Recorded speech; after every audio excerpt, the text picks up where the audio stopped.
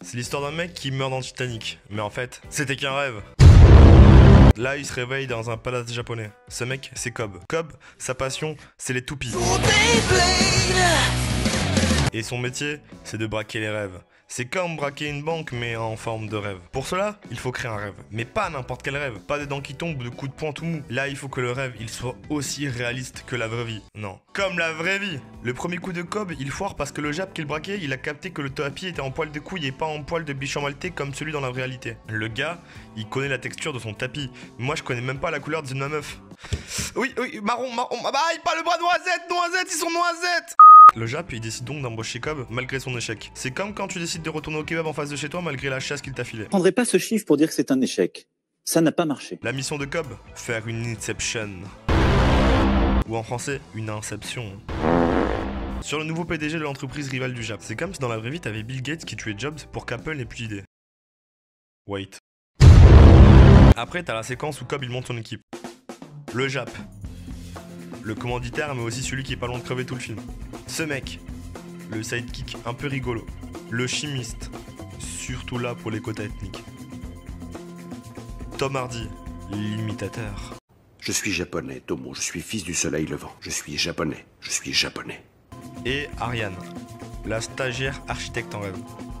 Un architecte de rêve, c'est un peu comme ton pote qui bosse en marketing. On dirait que c'est stylé, mais en fait, il branle rien. Cobb, il explique à la stagiaire ses missions de stage. Ramener les cafés, faire des photocopies et imaginer 5 environnements de rêve différents sortis uniquement de sa tête. Là, la stagiaire, elle bégaye un petit peu à cause du salaire de 600 € plus ticket resto, mais aussi parce que c'était qu'un rêve.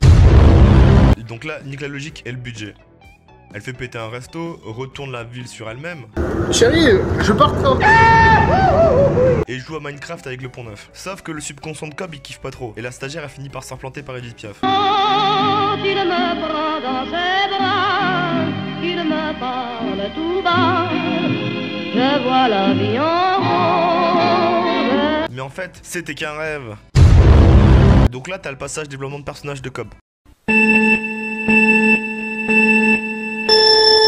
En fait, Cobb il était marié avec Edith Piaf, avec qui il avait 2 gosses, Enzo et Gwendoline. Leur fantasme avec Piaf c'était de créer des mondes dans leurs rêves et d'y vivre sans leurs enfants. Putain d'irresponsables. Ils sont donc allés dans les limbes, endroit où faut surtout pas aller sinon tu restes coincé. Bande d'idiots, ils y sont restés 50 piges, mais Cobb il s'y faisait chier, il y avait même pas de raclette l'hiver. Alors il a mis dans l'esprit de Piaf que tout n'était qu'un rêve. Ils se sont suicidés pour revenir dans le monde normal. Mais Piaf elle y a cru et du coup elle s'est fait inceptionner.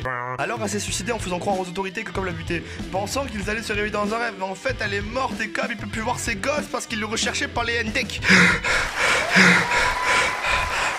Après, il se passe des choses. Le plan est mis en exécution. Le Jap se fait shooter. Tout le monde s'embrouille comme mes toilettes après un buffet japonais parce qu'ils se rendent compte qu'ils peuvent mourir et que ça, c'est pas un rêve. Ils descendent dans 3 niveaux de rêves différents. À chaque rêve, il y a un membre de l'équipe qui reste dans le rêve pour réveiller du rêve les rêveurs. Mais trêve d'exégèse. J'abrège cette sève qui enlève tout privilège aux hypothèses qui parachèvent la jeunesse de ses rêves.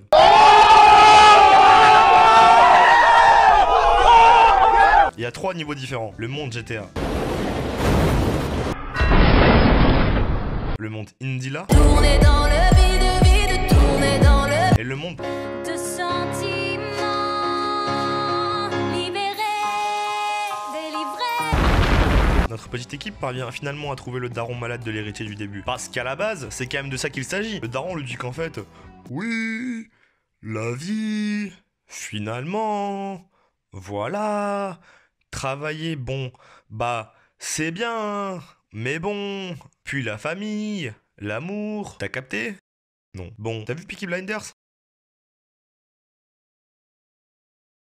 C'est pareil, je t'aime mon fils, vis ta vie comme un gitan. La caloto c'est mort, Jesus. Sinon t'as le japonais il crève, du coup il va dans les limbes. Cobb, il rage. Sans le Jap, pas de Dragon Ball ou de possibilité de revoir ses gosses. Du coup, il décide d'aller dans les limbes. Et en fait, on retourne au début. Là, tout le monde se réveille, tout le monde est en vie, il rentre sur le territoire américain, l'héritier se réveille et décide de recommencer à zéro à cause de rêve. Heureusement qu'il a pas rêvé de zombies. Happy ending pour tout le monde, sauf pour Edith Piaf qui est toujours morte. Du coup, Cobb retrouve ses enfants, Théo joue à Fortnite, Gwendoline fait des TikTok, et il décide donc de finir sur une partie de Beyblade et va retrouver sa mif. Mais en fait, tout n'était qu'un rêve. Voilà.